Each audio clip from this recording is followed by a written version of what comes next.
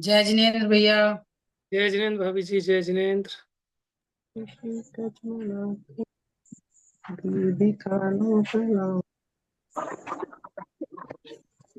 नमो हरिहंताणम सिद्धाणम नमो मायति नमो वज्रायणम नव्यसाधूनम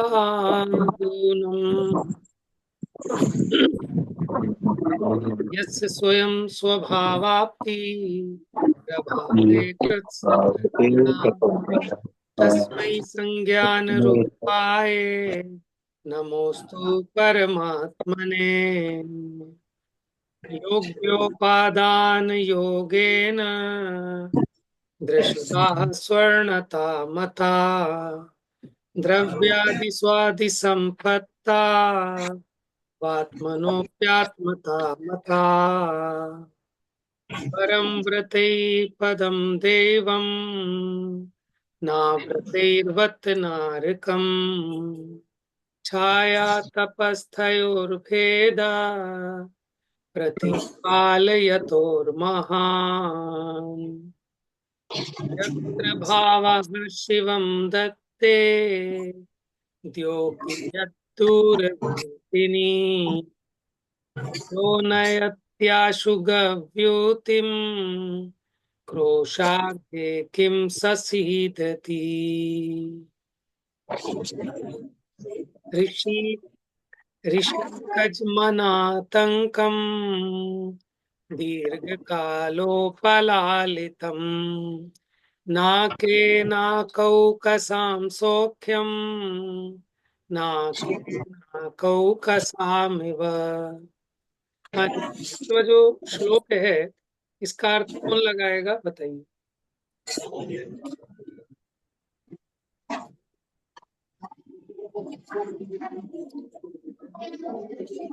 मैं बताऊं भैया। बताइए। ऋषि कज मनातंकम मतलब इंद्रियो जनित अनातंकम का अर्थ था शत्रुओं रहित। दीर्घ काल तक सुख प्राप्त होता है। नाके नाको का साम सौख्यम जैसा स्वर्ग में देवों को सुख है, वैसा ही जैसा स्वर्ग में रहने वाले देवों को सुख होता है वैसा ही सुख प्राप्त होता है दीर्घ काल तक। इसको जो मोक्ष मार्ग पे लगते हैं। नहीं। तो पहले वाले सूत्र से अर्थ आ रहा था। अच्छा, और कोई बताएगा क्या? स्वर्ग के देवों को। स्वर्ग के देवों को, वेरी गुड। अच्छा। देखो, नाके नाको कसाम सौख्यम। नाके नाको कसाम माने देवों को, नाको कसाम माने स्वर्ग में रहने वाले देवों के जो सौख्य है कैसा है। नाके नाको कसामिव, कि स्वर्ग में रहने वाले देवों के समान है, मतलब उनका सुख किसी से तुलना नहीं की जा सकती। माने इंद्रिय सुखों में उनके उत्कृष्ट सुख है, किनके? स्वर्ग में रहने वाले देव। तो ये भी अपना हो गया था 5वें नंबर का।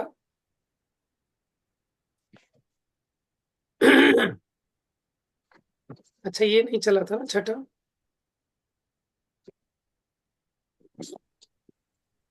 भावार्थ पढ़ेंगे इसका। पढ़िए, कौन पढ़ेगा आज? जिन्होंने नहीं पढ़ा वो पढ़ेंगे पहले।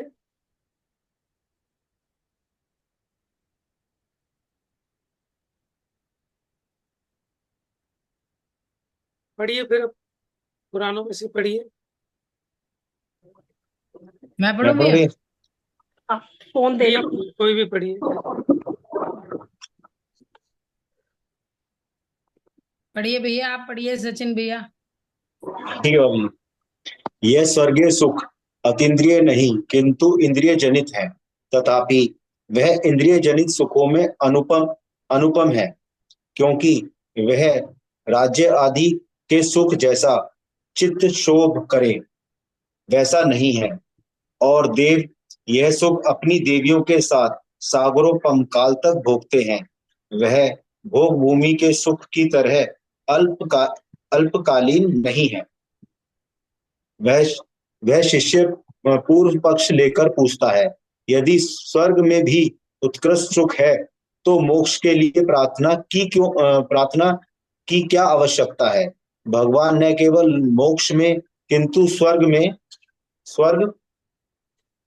में भी सुख हो कैसा उत्कृष्ट मनुष्य आदि के सुख को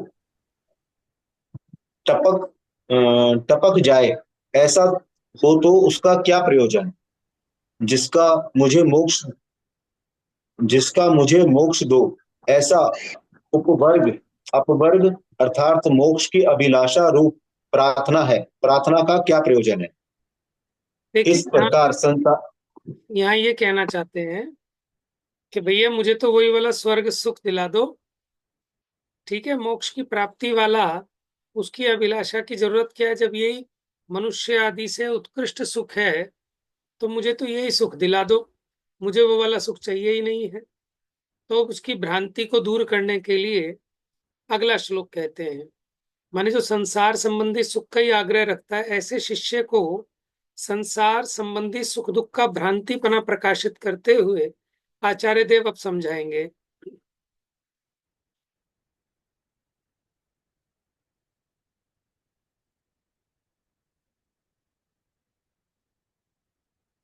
वासना मात्र में वै तत् वासना मात्र में वै तत् सुखम दुखम च देहिनाम। वासना मात्र में वै तत् सुखम दुखम च देहिनाम। हाँ, तथा युद्धे जयन्त्येते तथा तथा तथा तथा युद्धे जयन्ते ते जयन्त्येते जयन्त्येते तथा युद्धे जयन्त्येते। तथा द्वे युद्ध ये दोबारा जयन्ते पढ़िए। हा के नीचे या है, या पर छोटे ऊ की मात्रा, ठीक है। देखो हा आधा है और या पूरा है, यू यानी यू की ही आवाज आएगी, हा अंदर जाएगा।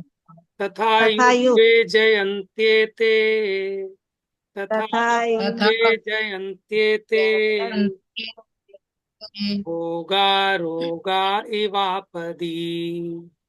तथा होगा युद्धे रोगा जयन्त्येते भोगा तथा रोगा युग इवापदी। अब पढ़ के बताइए, कौन पढ़ के बताएगा। वासना न मात्र में वे तत् देखो ना अलग से नहीं बोलना, सुखम देखो मैं बोल रहा हूं पहले सुनिएगा। वासना मात्र में वही तत् वासना मात्र में वही तत् सुख सुखम दुखम। ये द के बाद विसर्ग है ना, तो इस पे थोड़ा जोर पड़ता है। दुखम सुखम दुखम च देहिनाम। देहिनाम माने देहधारियों के, वासना मात्र एतत् सुख दुखम, के बस वासना मात्र ही सुख दुख होता है। किनके?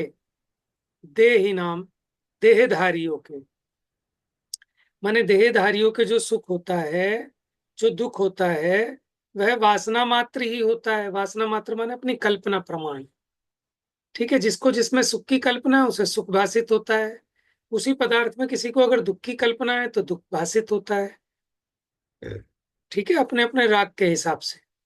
तो वास्तविक सुख दुख नहीं है, वो वासना मात्र सुख दुख है। पदार्थ से सुख दुख नहीं होता, पर द्रव्य से सुख दुख नहीं होता, अपनी वासना से सुख दुख होता है। तत् वासना मात्र में वही तत् सुखम दुखम च देहिना। इतना पढ़ना आ गया।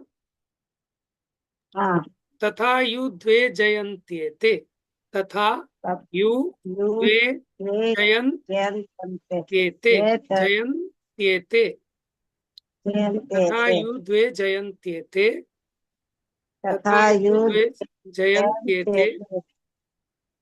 ठीक है, अब देखो ये तथा माने वह, माने जिन भोगों की बात की। उद्वे जयन्ते माने उद्वेलित करते हैं, उद्वे जयन्ते उद्वे जयन्त्येते इते एते एते माने ये जो हमने बताया आपको सांसारिक सुख भी जो हैं, उद्वे जयंत माने उद्वेजन करते हैं, उद्वेलित करते हैं, आकुलित करते हैं। भोगा ये जो भी भोग हैं, रोगा इवापदी, आपदी, इवा आपदी, आपदी माने आपदा के समय, ठीक है। भोगा, ये जो भोग हैं, उद्वेजयन्ते, क्या करते हैं, आकुलित करते हैं। रोगा इवा, इवा माने समान, किसके समान, रोग के समान। तो ये जो भोग हैं वो भी कहते हैं कि रोग के समान आकुलित करने वाले हैं। हम्म? आपदी लिखा है ना, इवापदी, तथा यु द्वे जयन्त्येते भोगा रोगा इवापदी। अब देखिए, याद आप अपने आप करेंगे, ठीक है। अब हम विषय वस्तु पे थोड़ा सा फोकस करेंगे। अब आपकी स्टार्टिंग हो गई है गाड़ी, अब आप अपने आप करिए, जो नहीं आएगा आप पूछ सकते हैं, ठीक है। वासना मात्र में वैता, तो हाँ, सुखम मन में तो कर आसनात् सकते हैं आप लोग। एव एतत् सुखम दुखम जते ही नाम, तं तथा दुःखं च हीनाम्। युद्वेजयन्ते ते भोगा रोगा इवा आपदि। देखो एक तो जूम में क्या होता है कि थोड़ा सा ना कुछ सेकंड्स का डिस्टेंस होता है। मैं जब यहाँ से बोलूंगा तो उसके कुछ सेकंड्स बाद आप तक पहुंचेगी, ठीक है। आप जो बोलेंगे वो कुछ सेकंड्स के बाद मेरे पास पहुंचेगी। चलिए, तो देखिए अभी इतने सरल है। एक तो श्लोक है, आप जब श्लोक, श्लोक इसी रीति से गाया जाता है, ये अनुष्टुप श्लोक, श्लोक अनुष्टुप है, ठीक है। तो अब इसका अर्थ पे आप ध्यान दीजिए। वासना मात्र में वे तत् सुखम दुखम च देहिनाम, देहिनाम माने शरीरधारियों के, यानी संसारियों के, जो सुख और दुख कहा है वो वासना मात्र है। तथा युद्वेजयन्त्येते, उद्वेज, उद्वेजन, ठीक है। और वो उनको उद्वेलित आकुलित करते हैं, कौन, भोगा, रोगा एवापदी, किसके समान, रोग के समान। चलिए अब इसका अर्थ देखते हैं। सुख दुख केवल देह की मात्र वासना जान, करे भोग भी विपत्ति में व्याकुल रोग समान। हाँ जी, पढ़िए भाई साहब। टीका से भी है। अन्वयार्थ, अन्वयार्थ, देहधारियों के वह सुख दुख केवल वासना मात्र ही होता है, तथा वह भोग आपत्ति के समय रोगी की तरह प्राणियों को उद्वेलित आकुलित करते हैं। देखिए प्रतीक, ये जो लिखा है ना, तथा यु द्वेजयन्त्येते, देखो यहाँ ये जो यु है, इसका अगर विच्छेद करें तो ये बनेगा तथा ही, और उ इधर आ जाएगा, उद्वेजयंत, उद्वेजयंती, ठीक है, एते, तथा ही उद्वेजयंती एते, माने जो भोग हैं, ये लिखा ना, तथा ही, तथा एते भोगा, वो जो भोग हैं, इवापदी, इवा माने समान, आपदी माने आपत्ति के समय, रोगा, भोगा रोगा, वो भोग रोग के समान आपत्ति के समय वही भोग आकुलित करते हैं इसको, शरीरधारियों को। क्योंकि वो तो कल्पना से, अब आपने रसगुल्ला बहुत अच्छा अपने मन मुताबिक मंगाया और आपने मुंह में रखा, इतने में आपको खबर क्या आ गई, सेठ जी दुकान में इनकम टैक्स वालों का छापा पड़ गया है। अब ये बताइए, वो जो रसगुल्ला आनंददायक था, जो आपने अपनी मनपसंद रीति से बनवाया, मंगाया, आपने मुंह में रखा, बड़ा मस्त स्वाद आया, लेकिन अब बाकी आधे रसगुल्ले का स्वाद तो नहीं आया, दुख आ गया। जैसे ये खबर पता चली, सेठ जी फैक्ट्री में छापे वाले आ गए हैं, इनकम टैक्स वाले पहुंच गए हैं, तो सुख कहाँ गया रसगुल्ले का, कि भाई वो तो वासना मात्र है। जीव की जैसे उपयोग होता है उसके अनुसार सुख दुख होता है, भोगों से सुख का कोई संबंध नहीं है। वैसे के वैसे ही भोग मौजूद हैं, लेकिन सेठ जी को उन भोगों में सुख नहीं आ रहा, अब वो रसगुल्ला है मुंह में, आधा खा लिया आधा बचा है, तो थूकेंगे नहीं, खाएंगे तो, लेकिन उसमें से सुख आ रहा है कि वो आकुलता लग रही है कि जल्दी से समाप्त होए। हम्म। तो मैंने वो भोग भी आपदा के समय रोग के समान आकुलता देने वाले होते हैं। तो यहाँ पर क्या भाव वासना करा रहे हैं कि भैया तुम सांसारिक सुख के चक्कर में मत फंसो कि हमें भी स्वर्ग सुख मिल जाएगा। ये वास्तव में सुख नहीं है, ये सब दुख है और देहधारियों की वासना मात्र है। देखिए, अर्थ में कोई बात समझ में नहीं आई तो आप पूछ सकते हैं, और मैं सिर्फ इतनी एक्सपेक्टेशन है कि आपको एक सामान्य अर्थ आना चाहिए उसका। ठीक है, सामान्य अर्थ लगाना आएगा ना, तो आप इसका पाठ करेंगे तो आपको अर्थ समझ में आ जाए। बस इतना। टीका पढ़िए भैया। प्रतीति करने में आता हुआ वह इंद्रिय जनित सुख दुख ही है। कैसा है? केवल वासना मात्र है। देखिए, जीव को वासना क्या होती उपकार। है? वासना क्या होती है कि आपके मन की कल्पना, बाहर में कुछ नहीं है। ठीक है, बाहर में कुछ नहीं है, मन की कल्पना है। जैसे टीवी है, अब टीवी में से कोई आनंद आता है क्या? उसमें जो कुछ भी है कुछ है ही नहीं, वो तो सिर्फ एक स्क्रीन है। तो वो आनंद कहाँ से आ रहा है? कि वो मन की कल्पना से, उसको कहते हैं वासना। आपने ना कुछ खाया, ना कुछ पिया, ना कुछ है। समझ में आया? तो ऐसे ही ये जो प्रतीति करने में आता हुआ इंद्रिय जनित सुख है, पांचों इंद्रियों का लगा लेना, पांचों इंद्रियों जनित जितना भी सुख है वो दुख ही है। कैसा है वो सुख? केवल वासना मात्र है, कल्पना मात्र है।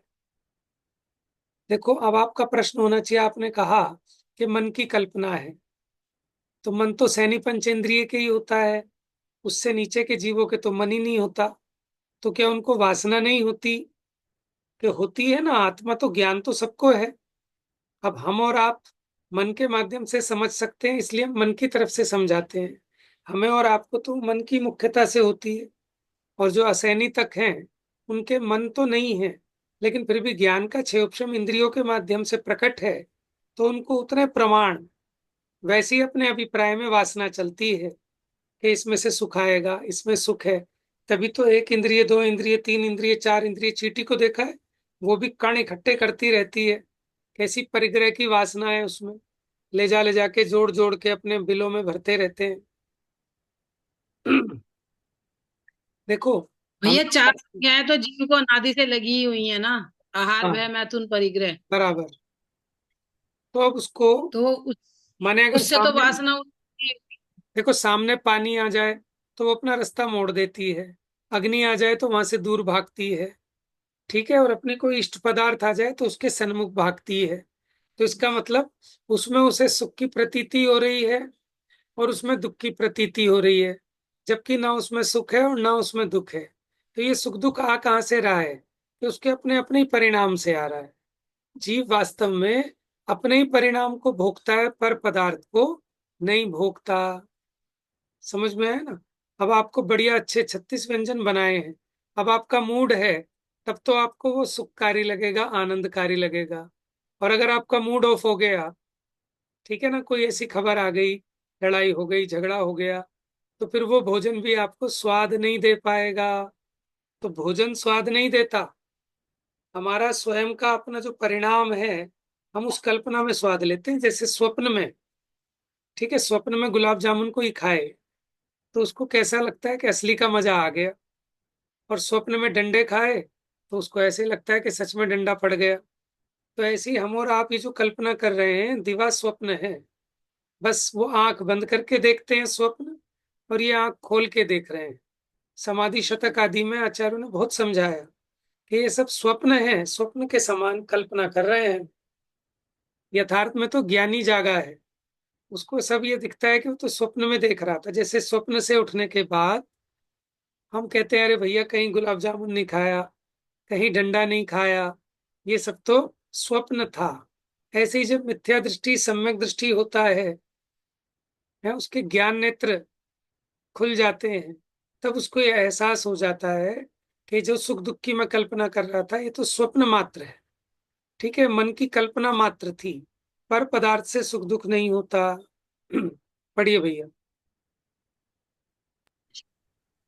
जीव को देहादिक पदार्थ उपकारक तथा अपकारक नहीं होने से परमार्थ से देह आदि पदार्थ के विषय वे अपेक्षणीय अपेक्षणीय उपेक्षणीय। है उपेक्षणीय है और उपेक्षणीय है उसमें तत्व ज्ञान के अभाव से यह मुझे उपकारक होने से इष्ट है तथा अनुपकारक आप अपने आप बताइए क्या आना चाहिए, आगे लाइन पूरी कीजिए। अनु अनुपकारक होने से इष्ट है अनिष्ट। अनिष्ट है शाबाश, अनिष्ट है बहुत बढ़िया। अच्छा देखिए, उपेक्षणीय का अपोजिट क्या होता है? अपेक्षणीय। Very good. उपेक्षणीय होता है इग्नोर करने वाला, और अपेक्षणीय माने जिसकी अपने को डिजायर है, चाहना है। ठीक है, उपेक्षणीय और अपेक्षणीय। अब देखो, सुख दुख तो अपनी वासना मात्र से होता है, लेकिन जीव को ये देह, संयोग, बाहर की सामग्री, ये ना तो उपकारक है और ना अपकारक है, ना तो सुख दे सकती है ना दुख दे सकती है। तो अगर परमार्थ से देखें, वास्तव में देखें, निश्चय से देखें, तो ये जो देहादिक पदार्थ के विषय हैं वे उपेक्षणीय हैं, इग्नोर करने लायक है। उनकी मिलाने की वासना, मिलाने की चेष्टा करना व्यर्थ है। ठीक है, उससे अपने को हटाने जैसा है। अब होता क्या है, उसमें तत्व ज्ञान के अभाव से, इंपॉर्टेंट बात क्या है, तत्व ज्ञान के अभाव से, क्योंकि हमें परमार्थ वस्तु स्वरूप का ज्ञान नहीं है। कैसा ज्ञान नहीं है? कौन से तत्व ज्ञान का अभाव है भैया बताओ। कि ये लगता है कि मुझे उपकारक है इसलिए इसको मिलाऊं, ये मेरे को अपकारक है इसलिए हटाऊं। ऐसा कौन सा तत्व ज्ञान है कि जिसके अभाव से ऐसी भ्रम बुद्धि पैदा होती है? मिथ्या ज्ञान से भी है। हाँ, मिथ्या ज्ञान तो हो गया, लेकिन स्पेसिफिक हमें सोचना पड़ेगा ना। पीछे बताया कौन से तत्व ज्ञान के अभाव से, कि इंद्रिय जनित जो सुख दुख है वो केवल वासना मात्र है, ऐसा नहीं पता मुझको। और मुझे लगता है कि उस पदार्थ में से सुख दुख आ रहा है, ऐसा ऐसा तत्व ज्ञान का अभाव है। तत्व का ज्ञान क्या है इसमें? कि पदार्थ में सुख दुख नहीं होते, आत्मा अपनी ही मान्यता से उसमें सुख दुख की कल्पना करके, ठीक है, सुखी दुखी होता है। ऐसे तत्व ज्ञान का अभाव होने से ये पदार्थ मुझको उपकारी हैं तो वो इष्ट लगते हैं, मिलाने लायक लगते हैं, और ये मुझे अनुपकारी हैं तो वो अनिष्ट लगते हैं। तो ऐसे विभ्रम से उत्पन्न हुआ संस्कार, ऐसा माने मिथ्या बुद्धि से जो पैदा हुआ ऐसा परिणाम, संस्कार, वो वासना है। देखो, वासना का खुलासा कर दिया उन्होंने तत्व ज्ञान के अभाव से। बताइए कौन बताएगा क्या है वासना? याद भी कर सकते हैं आप। तत्व ज्ञान के अभाव से ये पदार्थ मुझे उपकारक होने से इष्ट है और ये पदार्थ अनुपकारक होने से अनिष्ट है। ऐसे मोह अनिष्ट है से, विभ्रम से, अज्ञानता से उत्पन्न हुआ संस्कार, उसका नाम क्या है? वासना। वासना। समझ गए? पढ़िए भैया। वह वासना इष्ट अनिष्ट पदार्थों के अनुभव के अनंतर उत- उत्पन्न हुआ उत्पन्न स्वसंवेदन उत्पन्न हुआ उत्पन्न हुआ स्वसंवेद अभिमान युक्त परिणाम है। यह वासना ही है, हाँ जी। स्वाभाविक आत्मस्वरूप नहीं। एक तो भैया आपके नंबर जो है ना आगे पीछे हो गया, मुझे लगता है चश्मे का नंबर हो आपका सकता है भैया। बहुत गड़बड़ है। हाँ थोड़ा बहुत दिक्कत, हाँ दिक्कत तो लग रही है चेक मुझे। कराओ, नहीं सर दर्द हो जाएगा आपको। हाँ दूसरा लेके आ। देखिए, अब वो वासना माने वो संस्कार, मिथ्या संस्कार, इष्ट अनिष्ट पदार्थों के अनुभव के अनंतर। अनुभव माने क्या? जो जानना होता है। आत्मा तो जान सकता है। आपने चीनी चीनी रखी अपनी जिह्वा पे, तो वो जीभ के अंदर घुस गई क्या मिठास? चलो जीभ में घुस भी गई हो, आत्मा में घुस गई क्या? ठीक है, ऐसी आपने रूप देखा, तो वो रूप कोई आंखों में घुस गया क्या आत्मा में घुस गया? कोई पर पदार्थ, ठीक है, मेरे में प्रवेश नहीं। भोजन भी ऐसा कि ऐसे ही आप एक्सरे करा लो, यही पेट में मिलेगा, आत्मा में कुछ नहीं है। ठीक है, तो फिर उस अनुभव का मतलब क्या है कि उसका जानना, ये जो तन्मय होकर जानता है। ठीक है, इष्ट अनिष्ट पदार्थों के अनुभव के अनंतर, अनंतर माने उसके बाद उत्पन्न हुआ स्वसंवेद्य अभिमान युक्त परिणाम है, वह वासना ही है। स्वाभाविक आत्मस्वरूप नहीं, माने इष्ट अनिष्ट पदार्थों के जानने के बाद इसको जो सुख दुख की कल्पना हुई ना, कि इसमें सुख है इसमें दुख है, वो वासना है, वो स्वाभाविक आत्मस्वरूप नहीं है।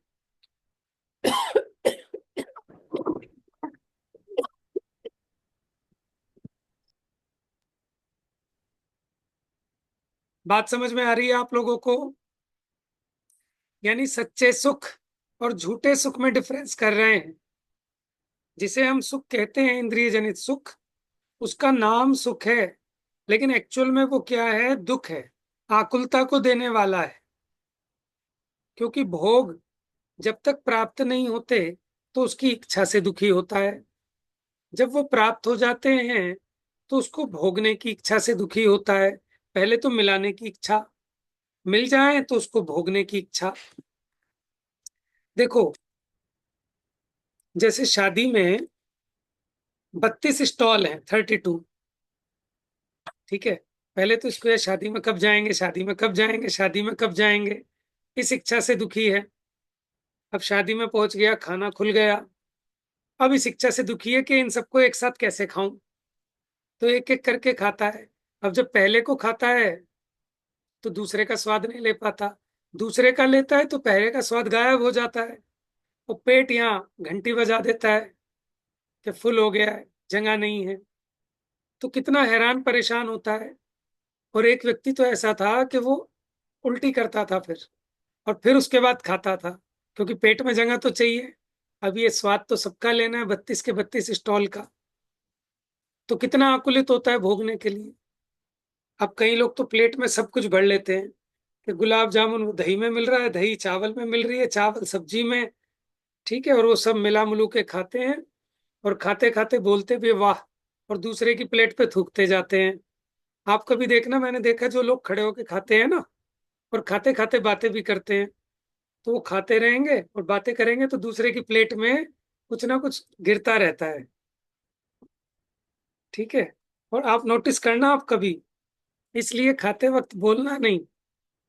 पहले तो ऐसे खाने योग्य नहीं है, लेकिन मजबूरी भी हो तो बोलना नहीं। चलिए, मैं तो ये बता रहा था कि वो कितनी आकुलता होती है उसको, कि अब ये खाऊं, कि ये खाऊं, कि ये खाऊं, अब चटनी खाऊं, कि अब मीठा खाऊं, कि अब नमकीन खाऊं, कि अब चावल खाऊं, कि अब ये खाऊं। तो उसको भोगने में आनंद आ रहा है, कि आनंद की कल्पना कर रहा है, लेकिन आकुलता है। ठीक है, इस बात का विचार करना। अभी का समय तो हो गया है, तो अभी इतनी बात हुई कि ये वासना ही है, स्वाभाविक आत्म स्वरूप नहीं है। अब ये सोचना कि जहां जहां हम सुख की कल्पना कर रहे हैं, कि वो वासना है या स्वाभाविक आत्म स्वरूप है। स्वाभाविक सुख की पहचान है कि उसे पर का कुछ नहीं चाहिए, वो स्वाधीन होता है। ठीक है, वो आकुलता से रहित होता है। लेकिन ये जो हमारा आपका सुख है, ये नष्ट हो जाने वाला है, पराधीन है, आकुलता सहित है।